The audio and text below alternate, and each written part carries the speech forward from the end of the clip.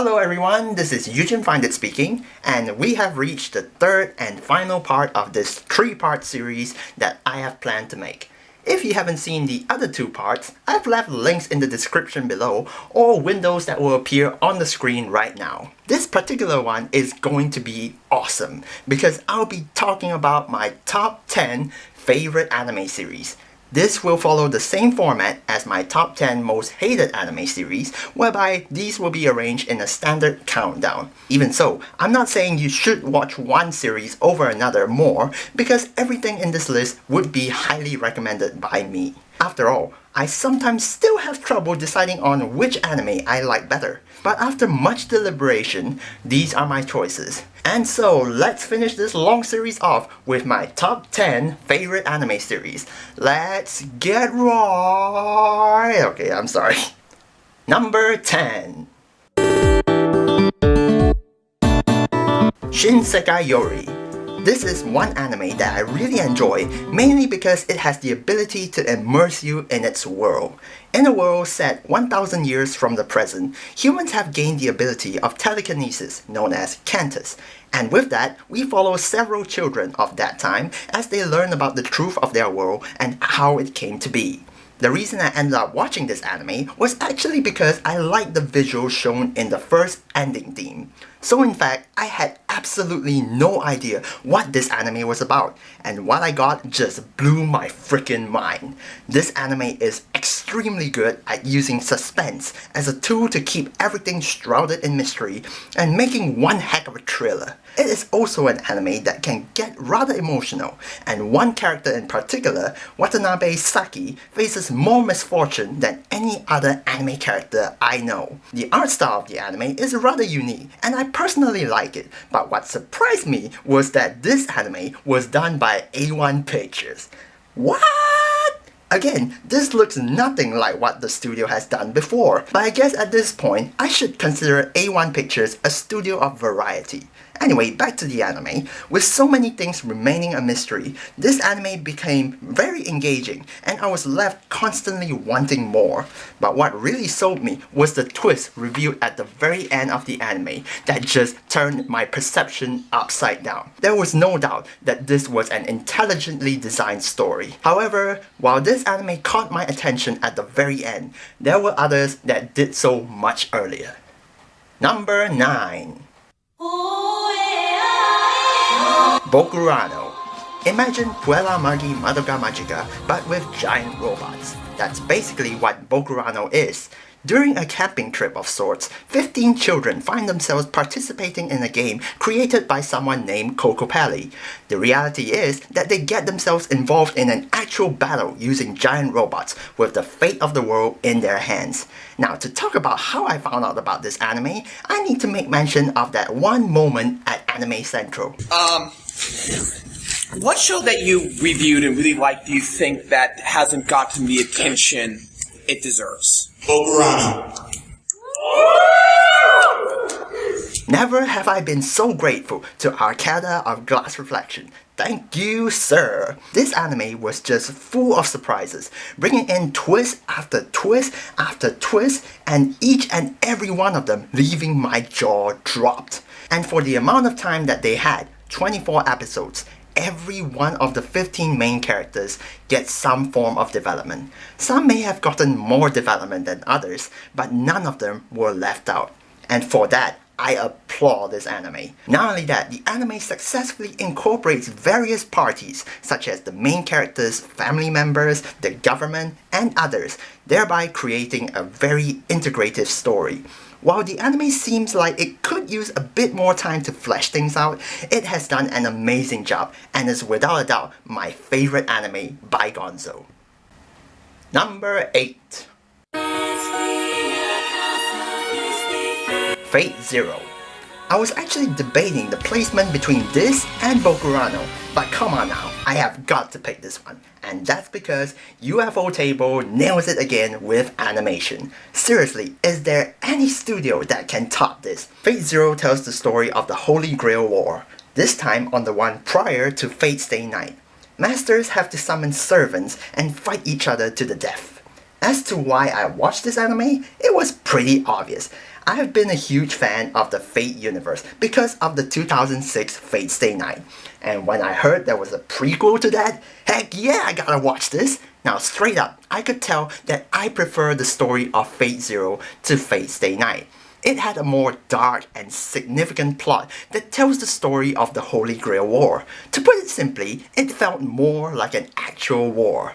Not only that, there are some reviews in this anime that are so relatable. You could actually learn some valuable lessons from it. And then we have the characters. All of them, both old and new, were interesting to watch and just bring the anime to life. There's no denying it, this anime is awesome. I even like the episode of Little Rin's adventure. What more is there to say? Seriously, just watch it. You will not regret it. Number 7. Go Sick. Put in detective work and thriller, and the result? Probably the most fun I've ever had in an anime. The anime introduces the character of Kujo Kazuya, who went to a country called Soville to study. One day, he stumbles upon a girl named Victory, or as he commonly says, Victorica! At the top of a tower. What follows are their travels and encountering strange mysteries that block their path. I've known this anime for a while, but the reason I finally watched it was because it appeared in the number 2 spot of someone's top anime list. Pretty random, eh? But I can tell you this, after finishing episode 3, I was so hooked to this anime. All the mysteries that were shown were absolutely exhilarating, and it creates this solemn atmosphere which I swear my heart was beating so damn fast. And it only got even better in the second half of the anime, when certain mysteries actually connect to one another, and even more still, some even relate directly to our main characters. Now granted, the characters weren't all that unique, having some resemblance to several stereotypes. However, it is the execution of the anime and the development of the characters, especially on Kazuya and Victory's relationship, that make it so interesting to watch. To top it off, the visuals, that is the animation, character designs, and art style, were all spectacular and gorgeous looking. And it was because of this very anime that Bones became my favorite anime studio. So in all honesty, I cannot recommend this anime enough. Number 6. Code Geass. If you're ever considering playing a game of chess, never forget Lelouch v Britannia. In the year 2010, Japan has been conquered by a superpower named Britannia. Bullshit! We are then introduced to the character of Lelouch Lamperouche, a Britannian student studying in Japan. After getting caught up in some misunderstandings, he was given the power of Geass, allowing him to command any person just by looking at them. It has been ages since I've watched this anime, but even so, I have not forgotten about its story. This anime just makes you want to become a strategist. Lelouch as a main character is such a brilliant concept because he is just an amazing character. I absolutely admire his determination to bring peace to this world. Besides him, most of the other characters are an important part of the story. We also have some awesome battle scenes, and it is interesting to see how Lelouch's plans succeed or fail. But I guess nothing in the anime really got me as much as the ending, which I'm pretty sure is the single most incredible conclusion to an anime I have ever seen. It is definitely a situation I would call a worthwhile experience. While the anime does have some unexplained mysteries, that all becomes irrelevant because of the ending. So please do the fans a favor and check this one out. Number 5. Clannad. By that I mean both Clannad and Clannad After Story. This anime has many tangents, but mainly focuses on the character of Okazaki Tomoya. Throughout the period of the anime, he gets acquainted to several female students and he needs to resolve some of their problems. This is yet another anime I've completed years ago, and I found out about this after finishing an anime called Canon. Now, the only reason this anime is in my top 10 is because of the combination of both seasons. While the first season is typically regarded as the less remarkable season, if there is one thing I absolutely love about it, it's the comedy. I was literally laughing my ass off watching it. It's just so weird how Key Animation is able to come up with such cute yet freakishly hilarious scenarios. And then of course, the ending of Season 1 ties in nicely to After Story. And it is no surprise that Clannad After Story was significantly better. It showcases some very realistic struggles while raising a family. While many of the side characters get sidelined, our main characters go through a heckload of development. These all led up to some of the most emotional scenes in anime known to date. But just to let you guys know, I did not cry. Why? Mainly because I've managed to hold it in. And also my brother kind of spoiled those scenes for me. God damn it. And finally, the animation. It was absolutely beautiful, especially in the scenes with the girl and the robot. Add all that up, this is easily my favorite anime by Kyoto Animation, and I'm sure a whole lot of people will agree with that, so definitely give this anime a go. Number 4. Cardcaptor Sakura. Alright now, if you're familiar with my channel, tell me you did not see this coming. This anime follows our main character, Kinomoto Sakura, an elementary school student. One day, she accidentally scattered some magical cards called Clo cards throughout town, and with the help of the guardian of the cards, she was tasked to retrieve the cards as a magical girl. This was one of the first anime I've ever completed, and it definitely holds a special place in my heart. Before I even knew about the anime universe, this show told a story so incredible, I entered a void upon completing it. However, it is kind of hard to convince people to watch this anime, mainly because it is 70 episodes long and it is, in all honesty, geared more towards children. However, for a magical girl anime, it is definitely one of the better ones, and for its time too, one of the best. Not only that, the character designs and animation done by Madhouse were actually rather impressive for its time, and it can even rival some of that in the 21st century. And while the anime can be generally lighthearted and jolly, it can sometimes turn rather dark, and some scenes would easily counteract the claim of this anime being childish. But I think nothing in this anime could even compare to the ending. By perfectly timing the third opening theme with the scenario, it created one of the most touching scenes in anime I have ever seen. But even with that, I know this anime may not please everyone. But if you are looking for something fun and innocent and has a touching story, please just give it a shot. It might just change your opinion. Number 3. Sakuraso no Pet na Kanojo. I've said it many times before, but I'll say it again right here. I absolutely love this anime. This anime introduces us to Sakuraso, a school accommodation for students with special conditions. Our main character, Kanda Sorata, was forced to stay in Sakuraso as a result of raising pet cats, which is against the school rules. I got around to watching this anime because I kept seeing it appear in people's countdowns of top anime. However, from the first episode, I was not expecting a lot from this anime because it seemed like a typical ecchi romance anime. And I swear, I have never been so wrong about an anime ever. The single biggest message of this anime describes the difference between people with talent and those who don't. And man, there are so many things shown in this anime that are so relatable and just leaves a tremendous impact. It only took 10 episodes for it to secure a spot in my top 10 anime list. In fact, episode 10 stands as my favorite episode from any anime I have ever seen. This one episode was so powerful and all around so significant, I was completely flabbergasted. Besides that, this anime has an excellent variety, be it the drama, the romance, the comedy, all mixed together just nicely. And finally, let's not forget the characters, all of them having their own unique charm and development, making this anime gain so much importance.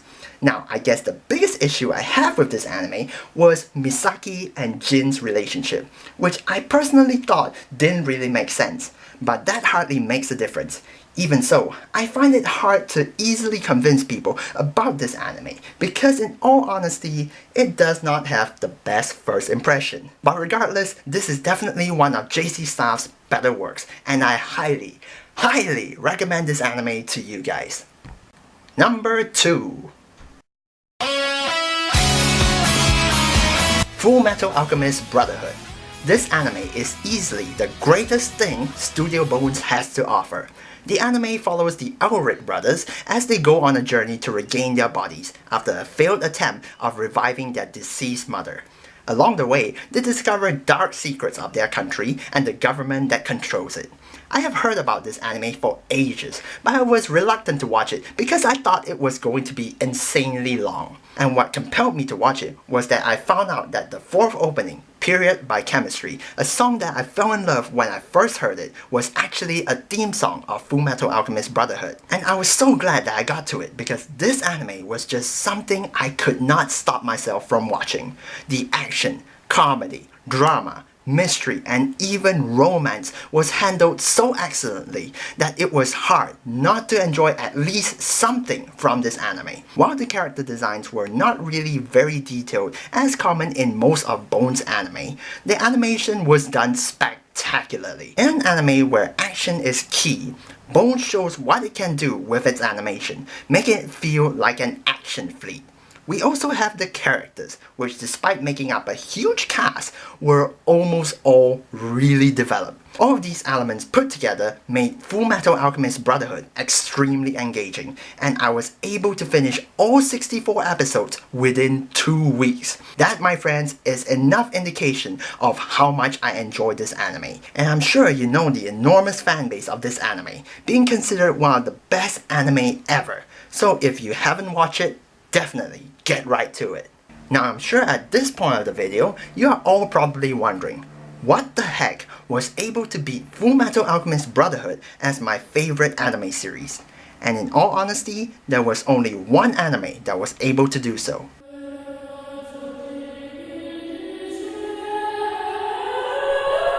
Monster.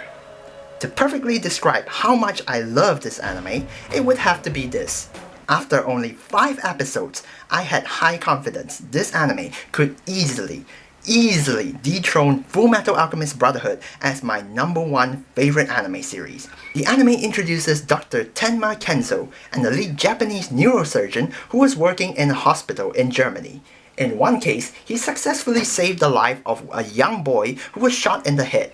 However, to his fears, the boy that he saved became one of the most dangerous serial killers in all of Germany. I've heard about this anime several times, but as for the reason I finally watched it, freaking Arcada from Glass Reflection again. God damn it, man! Upon hearing your synopsis of the anime in your anime recommendation video, I could not help but get excited about it. Seriously, man, you're awesome, and continue to stay frosty. Anyway, about the anime, this is the single most well-designed, complicated story I have ever seen anywhere.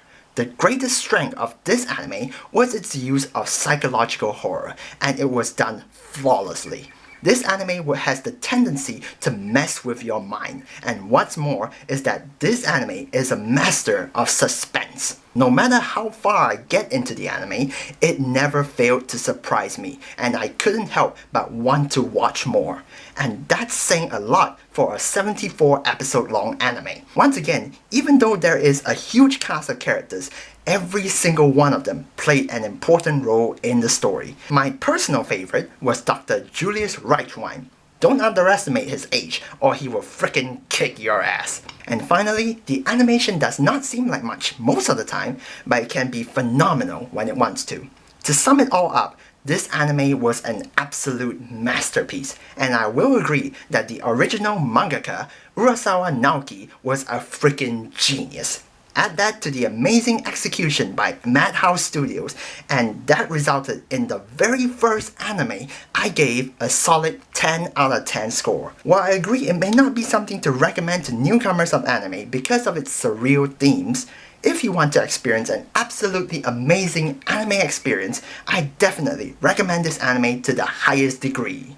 And that concludes this 3-part series with this list of my top 10 favorite anime series.